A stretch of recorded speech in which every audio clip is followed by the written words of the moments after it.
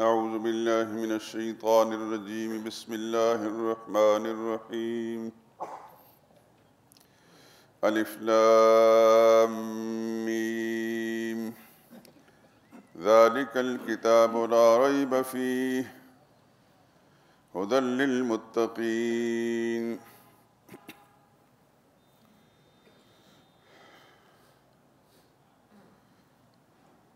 گزشتہ درس میں سورہ مبارکہ کا پہلا کلمہ الف لام میم بتایا گیا تھا کہ قرآن حکیم کی تقریباً 29 صورتوں کے آغاز میں ان حروف مقطعات میں سے کہیں الف لام میم ہے، کہیں الف لام میم را ہے، کہیں الف لام میم صاد ہے۔ اس کے علاوہ اور بھی کل میں عرض کیا تھا کہ یہ حروف ہیں تو اللہ کی کتاب میں سے، لیکن آیات متشابہات میں سے ہیں۔ ان کے معانی اور مطالب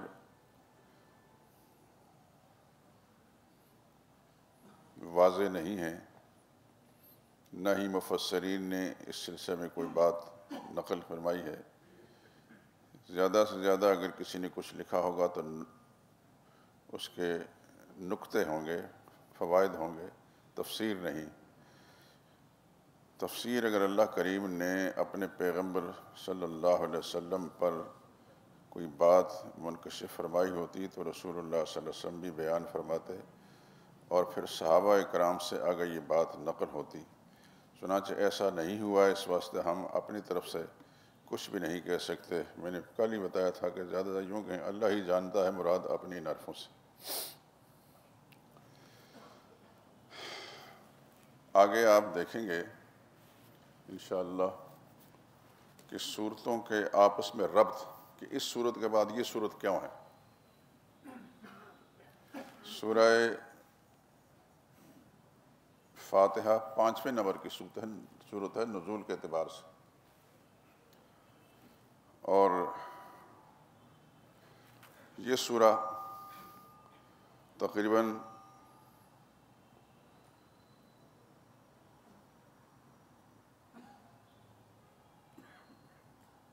66 یا 86 نمبر کی صورت ہے، لیکن مدینہ طیبہ میں نازل ہونے والی صورتوں میں سب سے پہلی صورت ہے، اور جیسا پہلے عرض کیا کہ سب سے لمبی صورت ہے، اسی لیے اس کو فسطاط القرآن، قرآن کا خیمہ کہا گیا ہے، کہ جس طرح خیمہ اپنے نیچے کی ہر چیز پر مشتمل ہوتا ہے، حاوی ہوتا ہے، اور اس کے نیچے جو چیز چلی جاتی ہے خیمہ اس کو ڈھانپ رہا ہوتا ہے۔ سارے قرآن کریم کے میں بکھرے ہوئے مضامین جو ہیں وہ اجمالی طور پر کہیں نہ کہیں اس سورہ مبارکہ میں موجود ہیں۔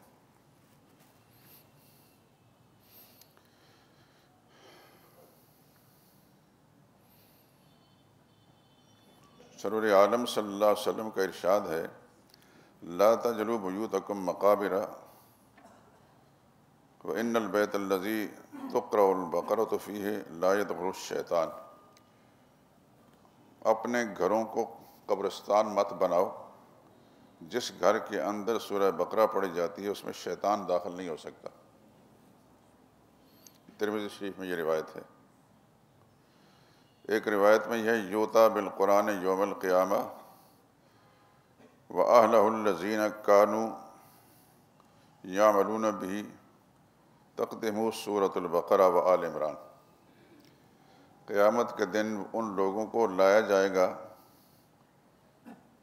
جو قرآن کریم کی تلاوت کرتے رہتے تھے، لیکن ان سے آگے آگے سورہ بقرہ اور سورہ آل عمران جا رہی ہوگی۔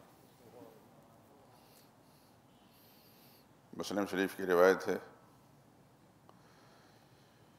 ایک حدیث میں الفاظ ہیں، تعلموا سورۃ البقرہ فإن أخذها برکۃ وترکها حسرۃ۔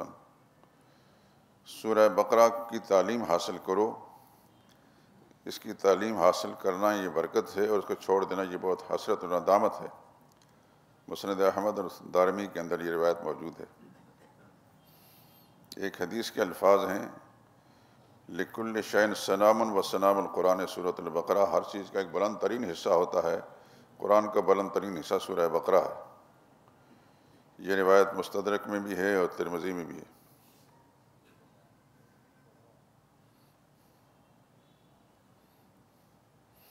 ایک حدیث کے الفاظ ہیں، البقرۃ سنام القرآن وضربتہ نظر معہ مع کل آیت منہا 80 ملکا۔ سورہ بقرہ یہ قرآن کا بلند ترین حصہ ہے، اس کی ہر آیت کے ساتھ 80 فرشتے نازل ہوئے۔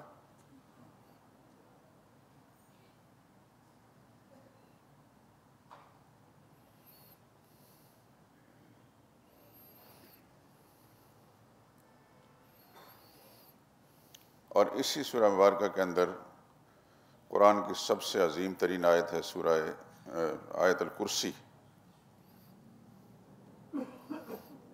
کل بھی میں نے عرض کیا تھا کہ آیت الکرسی جیسی آیت نہ تو باقی قرآن میں کہیں ہے، نہ تورات میں، نہ انجیل میں، نہ زبور میں، نہ دیگر انبیاء اکرام علیہم الصلوۃ والسلام پر نازل ہونے والے صحیفے۔ یہ آپ کے علم میں ہونا چاہیے کہ معروف کتابیں تو 4 ہیں، تورات ہے، زبور ہے، انجیل، اور چوتھی کتاب قرآن کریم۔ اس کے علاوہ یہ ان کے تو نام واضح ہیں، ان کے علاوہ بعض انبیاء پر کچھ صحیفے، یعنی کچھ جس طرح آپ سپارے کہہ سکتے ہیں، اللہ تعالیٰ نازل، جیسے قرآن صحف ابراہیم و موسیٰ کہ ابراہیم علیہ السلام پر بھی کچھ چیزیں نازل ہوئیں، گو ان کے نام ہمیں معلوم نہیں، بس صحف کا لفظ ہے، صحیفے ہیں جیسا سپارہ ہوتا ہے۔ لیکن انبیاء اکرام علیہ السلام پر بہت ساری کتابیں نازل ہوئیں۔ بعض روایتوں کے اندر آتا ہے کہ 104 کتابیں نازل ہوئیں، 4 تو معروف ہیں اور 100 کتابیں جو ہیں غیر معروف ہیں۔ ظاہر بات ہے کہ تمام انبیاء اکرام علیہ السلام جب امتوں کو تعلیم دیتے رہے تو اللہ تعالیٰ کی اس الہام اور اس تعلیم کی بنا پر لوگوں کو تعلیم دیتے رہے جو اللہ تعالیٰ نے ان پر نازل فرمائی۔ یہ تو ممکن نہیں ہے نا کہ پیغمبر پر کوئی اللہ کا حکم نازل نہیں ہوتا تو ویسے لوگوں کا وہ ہادی بن گئے اور رہنما بن گئے۔ ہمیں تو ان سب کتابوں کے نام معلوم نہیں، احادیث مبارکہ سے جتنا کچھ معلوم ہوتا ہے اسی کا ذکر کر سکتے ہیں، اس سے زیادہ نہیں۔ لیکن دیگر انبیاء اکرام علیہ السلام پر بھی اللہ نے کچھ صحیفے نازل فرمائے۔ گو ہمیں قرآن کریم سے اتنا صحف کا لفظ آتا ہے، نام کسی کتاب کا نہیں ہے، لیکن جن کتابوں کے نام معلوم ہیں اور قرآن کریم کے اندر بھی ہیں وہ تورات ہے، زبور ہے، انجیل ہے، لیکن سب سے عظیم کتاب قرآن کریم ہے۔ سابقہ کتابوں کی جتنی تعلیمات ہیں قرآن کریم کے اندر وہ سمیٹ لی گئیں، لیکن قرآن کریم کے اندر جو تعلیمات ہیں دیگر کتابوں کے اندر نہیں، چونکہ یہ آخری امت ہے جس پیغمبر پر قرآن نازل ہوا وہ آخری نبی ہیں، اور ان پر جو کتاب نازل ہوئی وہ کتاب بھی آخری ہے۔ سابقہ کتابیں جو بھی تھیں وہ مخصوص حالات اور امتوں کے لیے تھیں، لیکن یہ کتاب جب سے نازل ہوئی ہے تب سے پوری انسانیت کی ہدایت اور رہنمائی کا اس میں سامان ہے، اور پھر قیامت تک کے لیے آنے والی انسانیت کی ہدایت اور رہنمائی اس کتاب کے اندر موجود ہے۔ رسول اللہ صلی اللہ علیہ وسلم آخری نبی ہیں، پوری کائنات کے نبی ہیں، اور ان پر وحی قرآن کی شکل میں نازل ہونے والی پوری کائنات انسانی کی ہدایت کا سامان ہے۔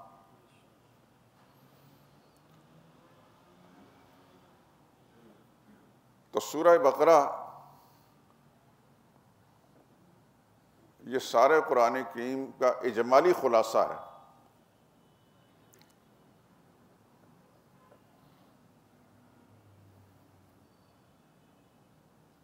اس سورہ مبارکہ کا سورہ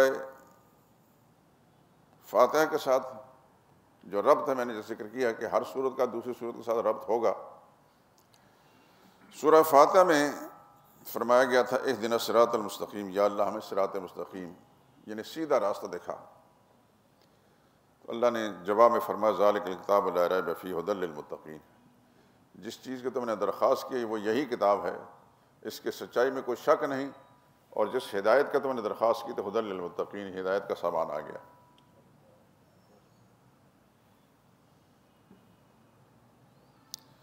دوسرا ربط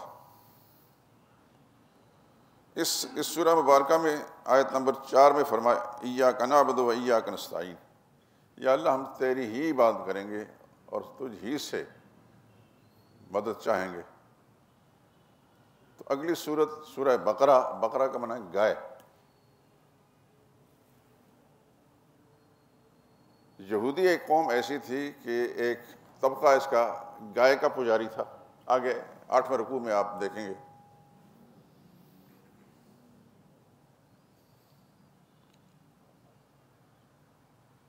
تو اللہ فرما رہے ہیں کہ ایک مسلمان یہ اللہ کی بارگاہ میں یوں درخواست کرتا ہے ایاک نعبد و ایاک نستعین، یا اللہ ہم صرف تیری عبادت کریں گے، صرف تجھ سے مرادیں مانگیں گے، ولا نعبد البقرہ، اور بقرہ کی یعنی گائے کی پوجا نہیں کریں گے،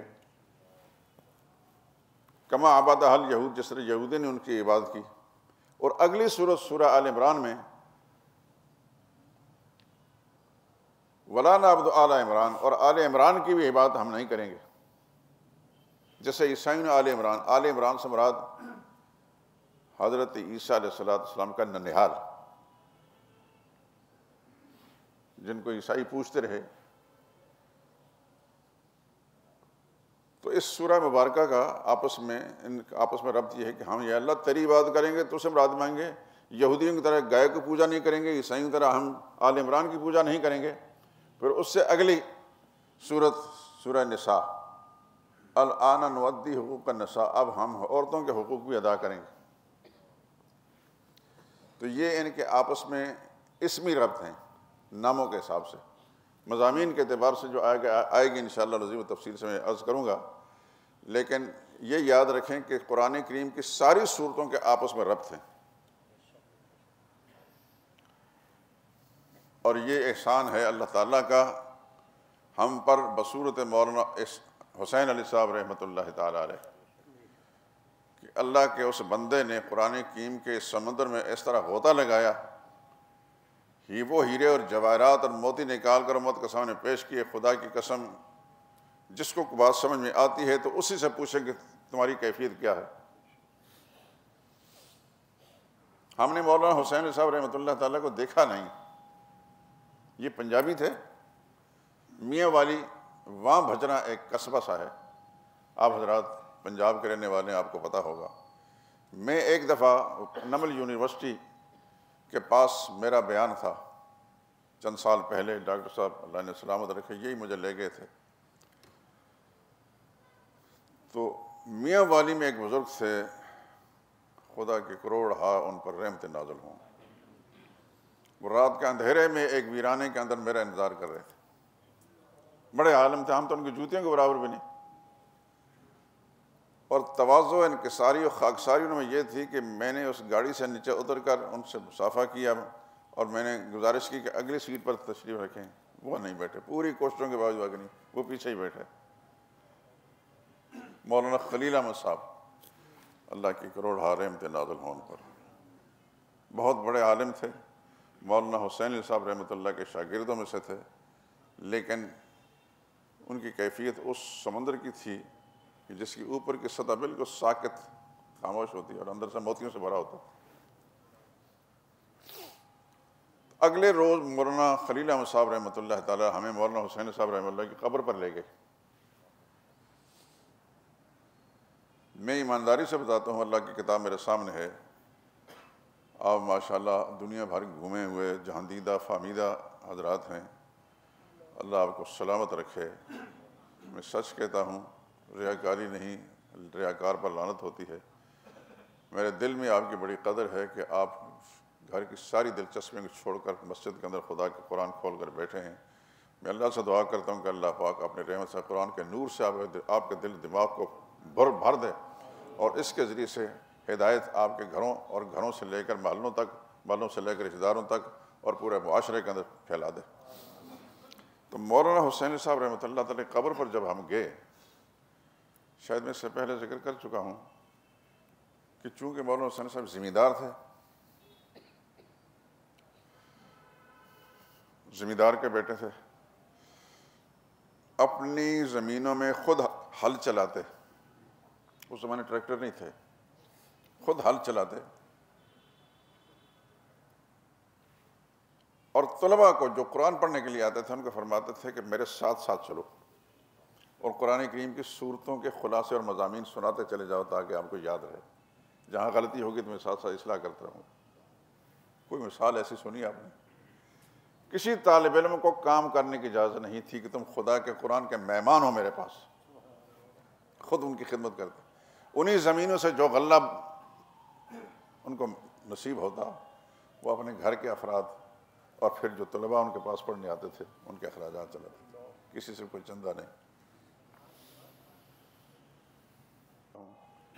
کہ جو شخص بھی ان کے پاس جاتا، جو شخص بھی، کوئی عام آدمی میں گیا اس کو پوچھتے کتنی دیر ٹھہرے، اگر کہنے کہ میں گھنٹہ ٹھہروں گا، اس کو پھر مسئلہ تو ہی سمجھاتے، خالی نہیں چھوڑتے تھے۔ ہمارے شیخ حضرت شیخ القرآن مولانا غلام اللہ خان، آپ نے نام سنا ہوگا، اللہ کی ارب ہار رحمتیں نازل ہوں، ایسے بھی ماں لال کم ہی جانتی، بادشاہوں کے لیول کا انسان تھا، لیکن عاجزی اور تواضع اور خاکساری کوٹ کوٹ کر بھری ہوئی تھی۔ اللہ اکبر۔ فرماتے ہیں ہم ابو داؤد شریف پڑھنے گئے مولانا حسین صاحب رحمہ اللہ کے پاس، باقی ساری کتابیں ہم تفسیر بھی، جلالین بھی، بیضاوی، یہ تفسیر ہیں، ہمارے مدرسوں کے اندر پڑھائی جاتی ہیں، آتا تو مجھے کچھ بھی نہیں ہے، لیکن بہرحال جلالین کا عبور اور مرور میں نے بھی کیا اور بیضاوی کا بھی۔ تو کہتے ہیں یہ چیزیں پڑھ رہے تھے، ہمیں گھمنڈ تھا، وہ تو خیر پڑھے لکھے لوگ تھے، ہم تو خیر خالی خوری لوگ ہیں، کچھ بھی نہیں، وہ ذہین لائق ترین لوگ ہوتے تھے۔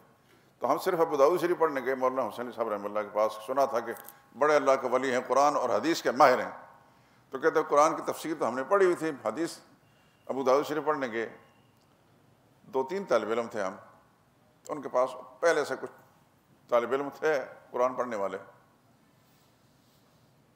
تو ہم جب گئے تو ہم نے عرض کیا کہ ہم حدیث پڑھنے آئے ہیں، ابو داؤد شریف پڑھنے۔ تو مولانا حسین صاحب رحمہ اللہ نے پنجابی زبان میں، آپ زیادہ بہتر سمجھیں گے اس کی لذت کو، اللہ راضی تھی وے قرآن بھی پڑھ گھنو چاہ، یہ مولانا حسین صاحب رحمہ اللہ نے فرمایا۔ آہا کیا کہتے ہیں۔ تو حضرت شیخ فرماتے ہیں کہ ہم نے کہا کہ یہ بابا ہمیں پڑھاتا نہیں، ٹرخا رہا، کہ ہم طالب علم آپس میں مشورہ کیا کہ واپس چلتے ہیں۔ 1-2 دن رہے، مولانا حسین صاحب انتظار میں تھے کہ اب یہ کہیں گے کہ قرآن پڑھائیں۔ پھر جب ہم نے طے کر لیا کہ ہم نے نکلنا ہے تو اپنا بوریا بستر لپیٹ کر ہم جانے لگے، تو مولانا حسین صاحب رحمہ اللہ کسی طالب علم نے بھاگ کر بتا دیا کہ حضرت وہ طالب علم جو آئے تھے وہ واپس جا رہے ہیں۔ مولانا حسین صاحب رحمۃ اللہ اپنے سارے کام چھوڑ کر بھاگ کر آ کر ان کو روک لیا، تو فرمانے لگے اگر حدیث قرآن نہیں پڑھتے نہ پڑھیں، جو کچھ پڑھنے آئیں وہی پڑھیں، لیکن جائیں نہ۔ کہتے ہیں کہ ہم رک کے خوش بھی ہو گئے، کیونکہ نام تو بڑا تھا مولانا حسین صاحب۔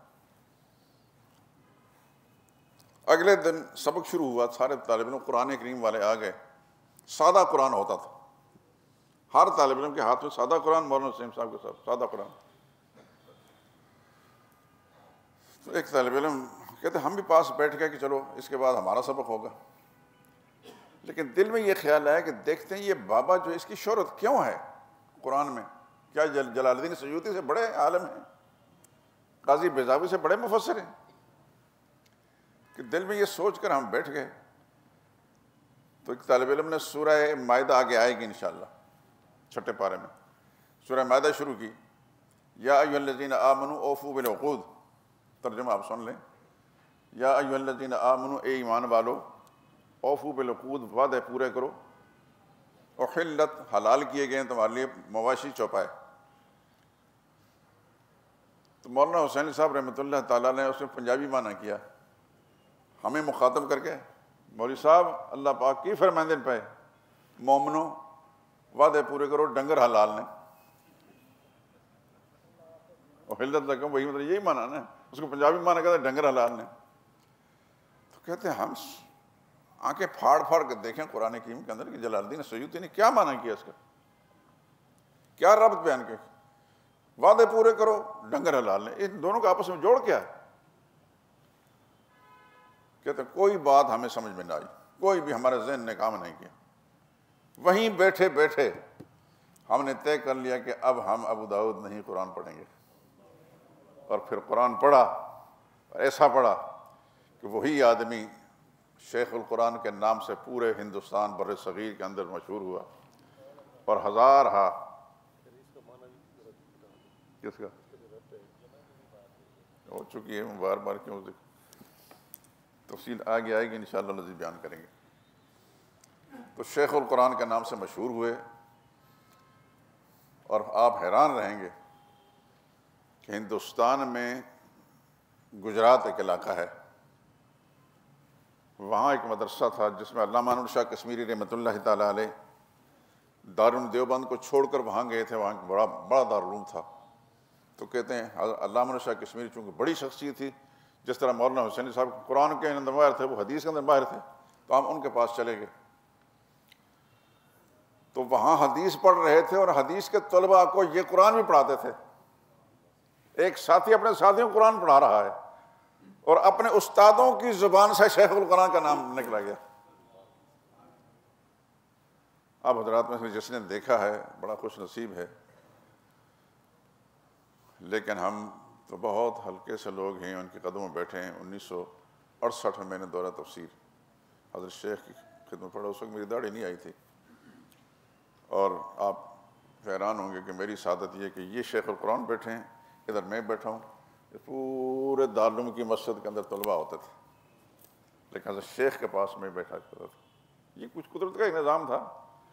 میں اس اپنی سعادت کا ذکر کر رہا ہوں. تو طالب علم رکے لکھتے تھے، رکے چلتے چلتے چلتے میرے پاس آتے تو میں رکے دے دیا کرتا. تو حضرت شیخ القرآن رکوں کا بڑے ایک دو لفظوں کے ساتھ جواب دیتے.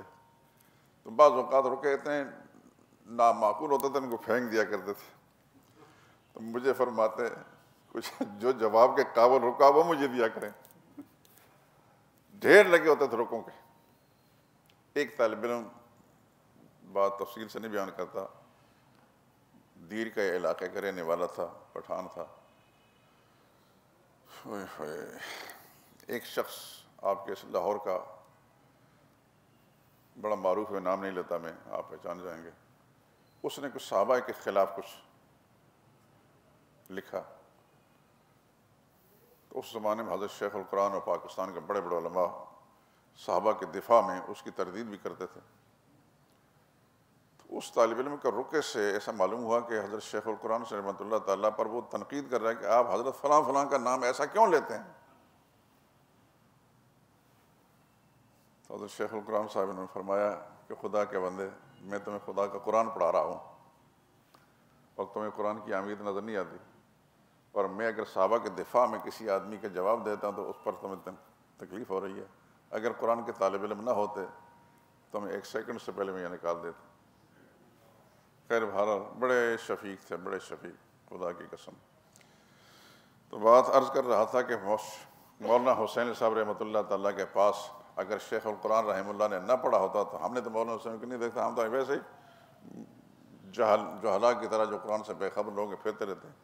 یہ ان کے قدموں کے اندر بیٹھے اس نعمت کا اثر الحمدللہ العظیم یہ ہے کہ آج میں اور آپ یہ محفل سجا کر بیٹھے ہیں. اگرچہ وہ صلاحیت ہمارے اندر نہیں ہے، لیکن انشاءاللہ العزیز یقیناً اس کے کچھ نہ کچھ برکات اور اثرات آئے ہیں، اور انشاءاللہ آپ تک وہ پہنچاتے رہیں گے. لیکن آپ کی دعائیں بھی میرے شامل حال ہونی چاہیے کہ آپ کی دعاؤں کا میں بڑا سخت محتاج ہوں. آپ کو میں بہتر اس لیے سمجھتا ہوں کہ آپ دنیا کے سارے کاموں کو چھوڑ کر قرآن سیکھنے کے لیے آئے ہیں. مجھ سے ہر پہلو سے آپ بہتر ہیں، اور آپ کی دعائیں بھی میرے لیے بہت زیادہ مؤثر ثابت ہوں گی. اللہ آپ کو سلامت رکھے. تو عرض کر رہا تھا کہ ان صورتوں کے آپس میں ربط ہیں، اور یہ مولانا حسین صاحب رحمۃ اللہ تعالیٰ کے بیان کردہ ہے. ایاک نعبد و ایاک نستعین، یا اللہ صرف تیری بات کریں گے تو اس سے مراد مانگیں گے.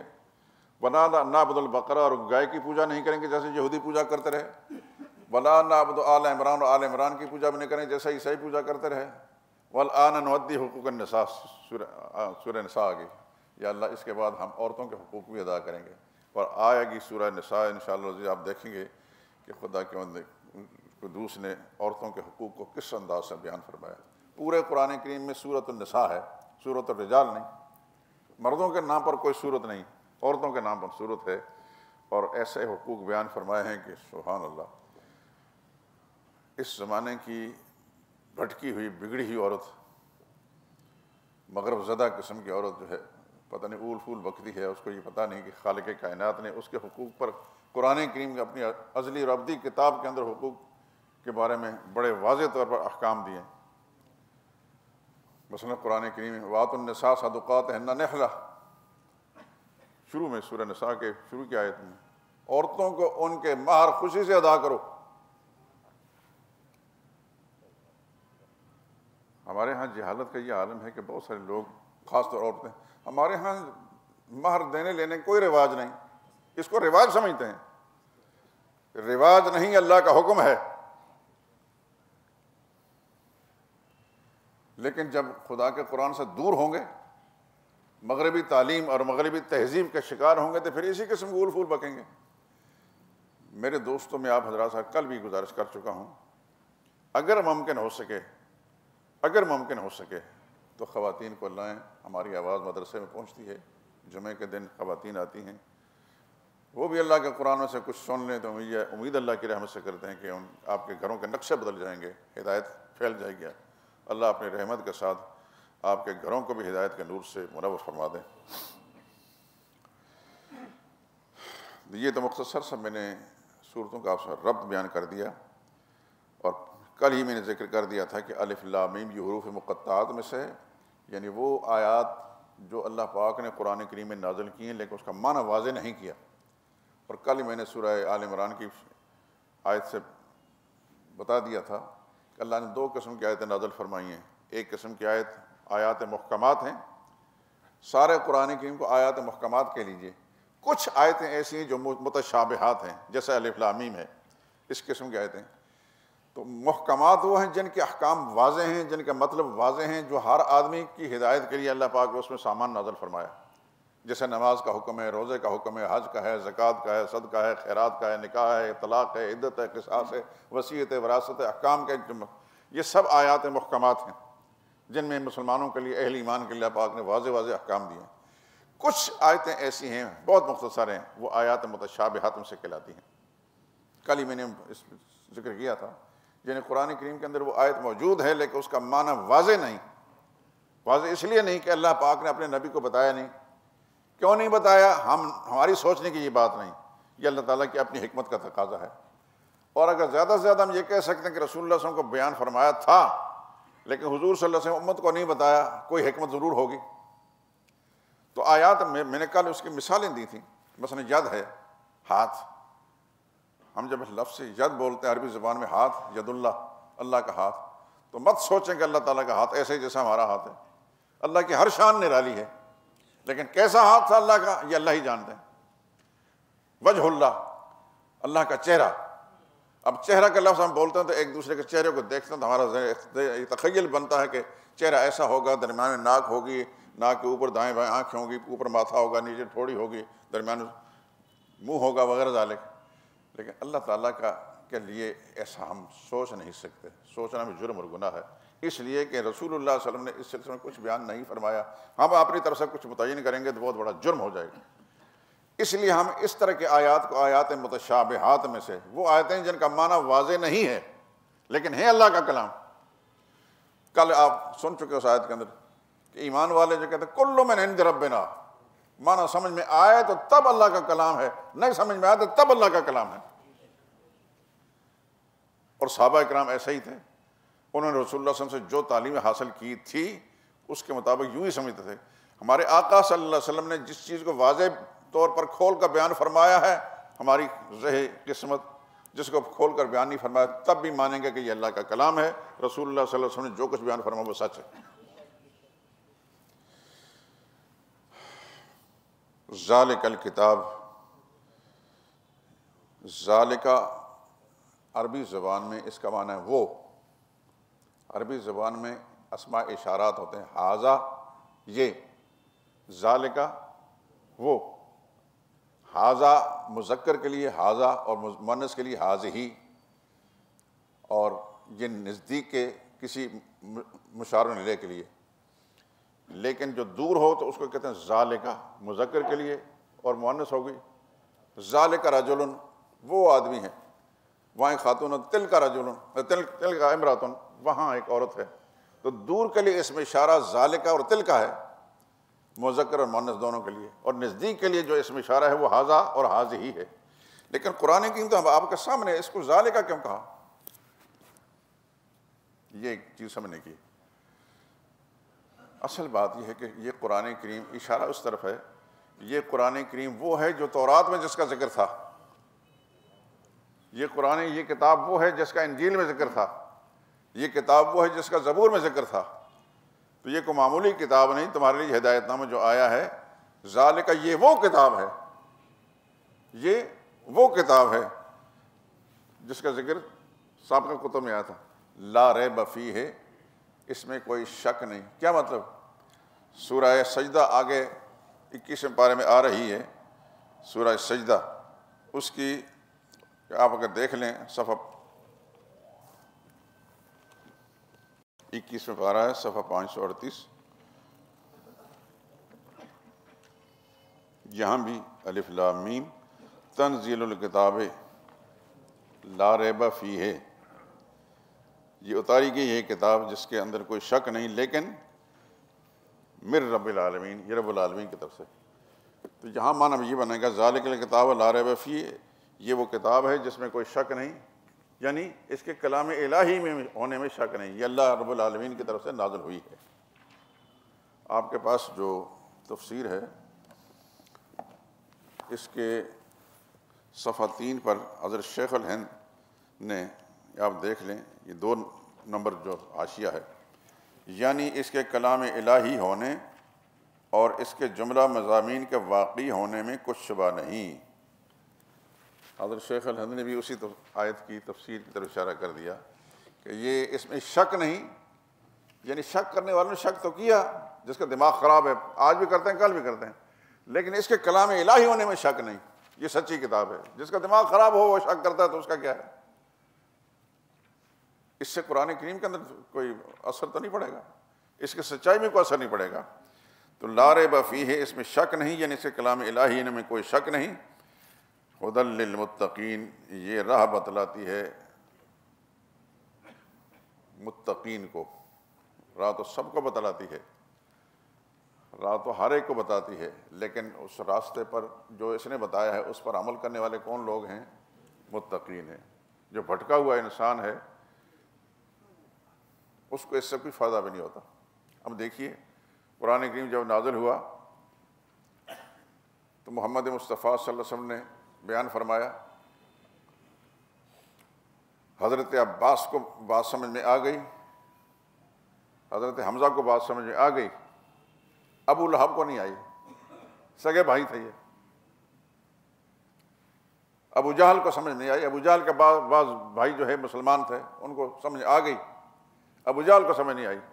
تو سمجھانے میں تو رسول اللہ صلی اللہ علیہ وسلم کو کسر باقی نہیں چھوڑی تھی، لیکن جس کا دماغ خراب تھا اور خراب ہی رہا اس کو بات سمجھ نہیں آئی۔ جو ہدایت کا طالب تھا، متقین سے مراد یہ کہ جو طلبگار تھا ہدایت کے، اللہ پاک نے ان کو ہدایت نصیب فرما دی۔ انشاءاللہ اس پر مزید گفتگو کریں گے اگلی درس کے اندر۔ سبحانک اللہم و بحمدک، اشہد ان لا الہ الا انت، استغفرک و اتوب الیک۔